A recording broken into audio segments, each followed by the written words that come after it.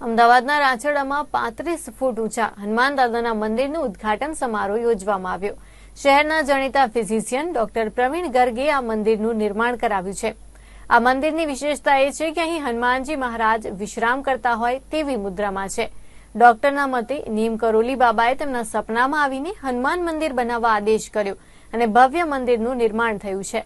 દેશમાં 4 સ્થાનો પર સૂતેલા હનુમાનજીની મુદ્રામાં મંદિરો છે, જેમાં હવે આ મંદિરનો પણ સમાવેશ થઈ ગયો છે। આ મંદિરના ઉદ્ઘાટન પ્રસંગે મોટી સંખ્યામાં ભક્તો પણ ઉપસ્થિત રહ્યા। આજે નીમ કરોલી બાબાના આશીર્વાદથી આ હિન્દુસ્તાનનું ચોથું એવું દિવ્ય મંદિરની પ્રાણ પ્રતિષ્ઠા અને ઉદ્ઘાટન સમારોહ યોજાયેલો છે। આ મંદિરમાં હનુમાનજી વિશ્રામ કરતાની અવસ્થામાં છે। આ મંદિરનું નિર્માણ 4 મહિનામાં પૂરો થયેલો છે અને સિદ્ધપુરમાં ભાવિન સોમપુરા દ્વારા આ મૂર્તિનું નિર્માણ કરાયેલું છે। આ મૂર્તિનું વજન 2 ટન જેટલું છે અને 6 ફૂટ બાય 4 ફૂટની મૂર્તિ છે।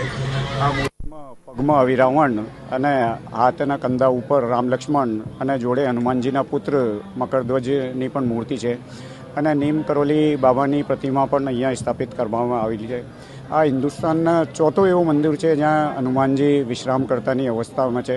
પરમ દિવસે જ્યારે પ્રાણ પ્રતિષ્ઠા થઈ ત્યારે હજારોની સંખ્યામાં ભક્તાલુ શ્રદ્ધાળુ હતા અને બધા 1008 મહામંડલેશ્વર અને સાધુ સંતોની ઉપસ્થિતિમાં આ મંદિરની પ્રાણ પ્રતિષ્ઠા પૂરી થઈ છે અને આજે બધા માટે આ મંદિરનો એક ઉદ્ઘાટન સમારોહ રાખેલો છે।